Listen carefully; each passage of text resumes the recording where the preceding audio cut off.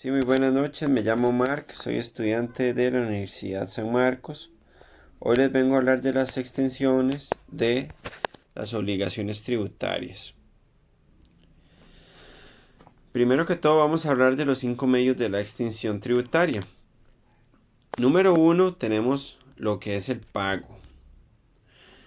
El pago es el cumplimiento de la prestación que tiene como objetivo la obligación tributaria determinado por la administración tributaria. Es el pago a lo que yo estoy obligado como persona. Ese es el número 1, el pago. Como punto número 2 tenemos la compensación, que dice que la compensación viene siendo cuando dos personas por derecho propio reúnen la calidad de acreedor y deudor recíprocamente entre ambos. En otras palabras, cuando una persona tiene obligación al mismo tiempo un crédito con la administración, podrá solicitar que se le compense. La deuda y el crédito deben ser exigibles de igual manera que la naturaleza. La administración podrá hacer una compensación de oficio en el caso de este punto número 2, que es la compensación. Como punto número 3 tenemos la confusión. ¿Qué significa? Que sea cuando el sujeto activo es lo mismo que el sujeto pasivo, por lo cual se da una confusión entre sujetos. En la condición de acreedor y deudor puede estar este ejemplo. Siempre va a ser el acreedor de la obligación tributaria cuando este sujeto se llama al Estado, que es el acreedor. La obligación tributaria también concurre la condición del deudor, y así es como la confusión se extingue de la obligación. Como punto número 4 tenemos la condonación o remisión. La condonación es como un perdón al pago de los tributos. Solamente puede ser condonada o remitida por ley. Y esta puede darse de dos formas. Puede ser total o parcial. La total o de fuerza mayor es cuando el país sea afectado por una situación bastante problemática, como problemas sociales o culturales. La número 2 es la parcial o la discrecional, cuando se da un sobredeudas, accesorios, multas, sanciones o algún tipo de interés. Esa sería la parcial. Como punto número 5 tenemos la prescripción.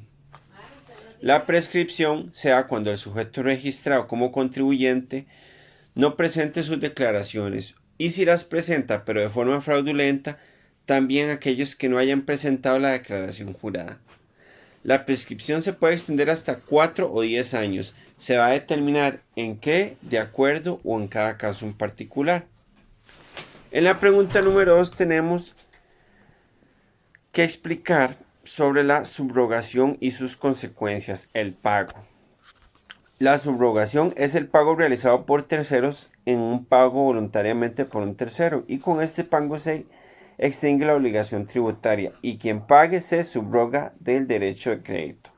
Justamente con sus garantías y privilegios, el tercero subrogante debe utilizar el recibo oficial de pago.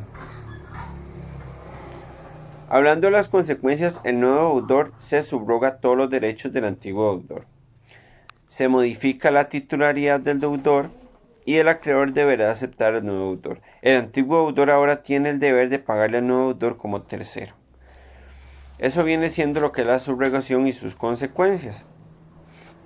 Como pregunta número 3, tenemos que explicar dos tipos de compensación y cuánto tiempo se tiene para que no prescriban.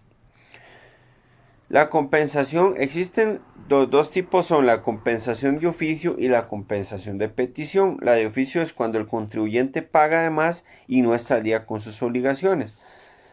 La de petición es cuando el contribuyente solicita a la administración el monto que paga de más para que se use en la deuda con la administración tributaria. Cuando hablamos de la prescripción, la compensación prescribe transcurrido 4 años a partir del día siguiente a la fecha en que se efectuó el pago, o desde la fecha que se presentó una declaración jurada en la cual se surgió el crédito. En la pregunta número 4 tenemos la prescripción, o sea, cuándo se interrumpe la prescripción y cuándo se suspende, y cuándo se da la prescripción a nivel municipal. En relación a los tributos municipales, el artículo 73 del Código Municipal nos dice que los tributos municipales por origen prescribirán en 5 años, mientras que los tributos municipales por destino es el caso del impuesto sobre los bienes inmuebles regulados por la ley número 7509 del 9 de mayo de 1995 y sus reformas con el legislador establecen un término de prescripción de 3 años. ¿Qué quiere decir esto? Que todos los medios de extinción tienen como objetivo la obligación y la naturaleza que existe entre los pagos que se deben de dar, ya sean municipales o tributarios. En fin, esto es lo que establece la extensión de la prescripción de los tributos. Muchas gracias. También vamos a hablar sobre el punto número 4 o la pregunta número 4, donde hablamos sobre la prescripción. Cuándo ésta se interrumpe, cuándo ésta se suspende y hablaremos también sobre la prescripción a nivel municipal. Estas están representadas por 6 causas en las cuales se interrumpe la prescripción. Como número 1 tenemos que en la notificación del inicio de las actuaciones de la comprobación del cumplimiento de materiales lee las obligaciones tributarias. Como punto número 2 tenemos la determinación del tributo efectuada por el sujeto pasivo. En la número 3 hablamos sobre el reconocimiento expreso de la obligación por parte del deudor.